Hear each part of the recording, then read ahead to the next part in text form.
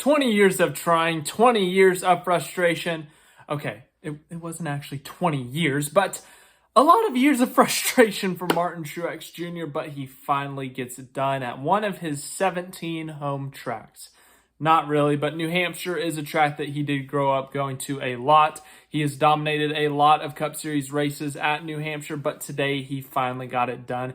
He finally won the race, and he gets a lobster as a reward. I know I'm wearing the crab hat. Crabs, lobsters are different, but crabs from Maryland, New Hampshire, lobster, same region. So, close enough.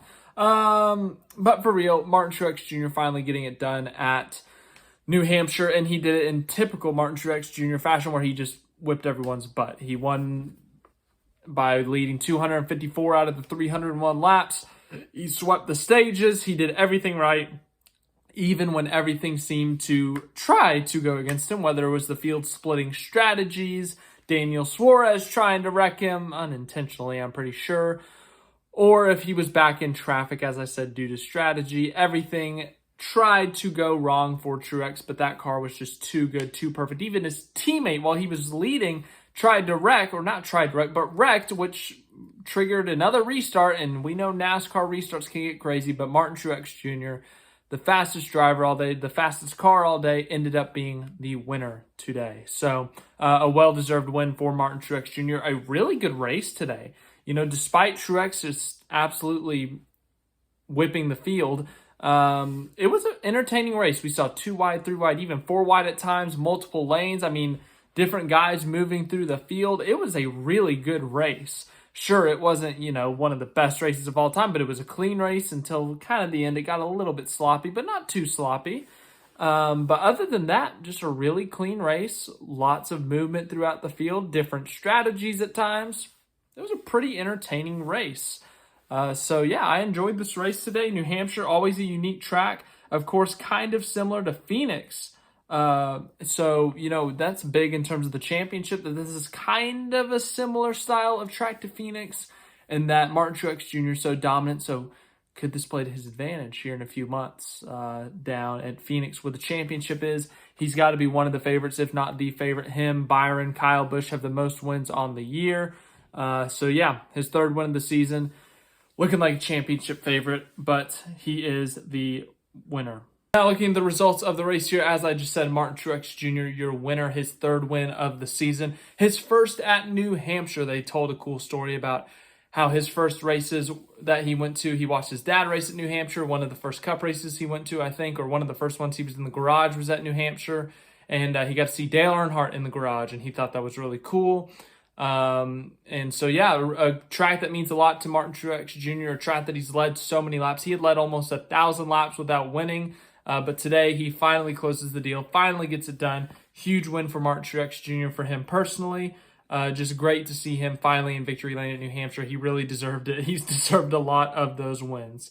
Joey Logano finishes 2nd, really close to his 2nd New Hampshire win. He looked faster than Truex there at times, but he had a big slip off of turn 4. He was about a 2nd behind Truex with about 5 to go, but he was able to close it down to about 3 or 4 tenths there at the end. And he ended up getting himself a solid 2nd place finish. So really good day for Logano. Kyle Larson finishes in 3rd. Solid day for him. Top 10, top 5 most of the day. Varying strategies put him up there. And then also, he was just fast. But 3rd place for him. Kevin Harvick tried something different there at the end. He was top 10-ish at times. 10th to 12th. They tried a strategy there at the end. He ends up getting a top 5. Brad Keselowski 5th, really good for him for his point situation. He's way above the cutoff line, but just another solid day for him. Reddick, a solid day in 6th. Him and Bubba, both 2311 cars, had multiple issues throughout the day on pit road that they had to overcome. They both end up in the top 10. Team owner Denny Hamlin finishes 7th, Bubba Wallace 8th. Austin Dillon 9th, was on a different strategy there. 10th place Chase Briscoe, solid day for him. Solid day for SHR as a whole. 11th place Eric Jones, good day for him. 12th place Chase Elliott. Up and down day, never really got in the top 10 outside of strategy. Not fast today, 12th. I'm surprised they did that well, but considering their situation, they cannot afford days like this, or it's must-win territory. There's only, 6 races to go. He's got to make up 10 points a race. We're getting close to must-win territory for Chase Elliott. I think he's about 60 back. Michael McDowell, 13th. He's on the bubble as well. He scored some stage points today. 14th, Alex Bowman on the bubble. He's a good way back. 15th, Chris Buescher. He's well in the playoffs right now. 16th, Daniel Suarez. Tried a strategy, staying out and not pitting during a green flag cycle, banking on a caution. They got that caution. They got it a little bit late, but they did get that caution. He finished at 16th. He scored a couple stage points as well. Justin Haley, 17th. Ricky Stenhouse, 18th. 19th, AJ Allmendinger spun earlier in this one, but came back to finish 19th.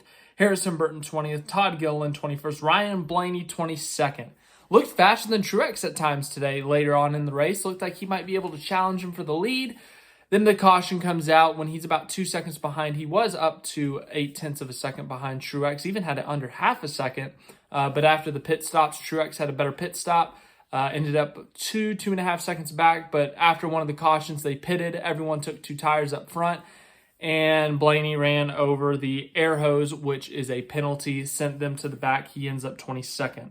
23rd, Ross Chastain. 24th, William Byron. 25th, Austin Cindric. 26th, Ty Dillon.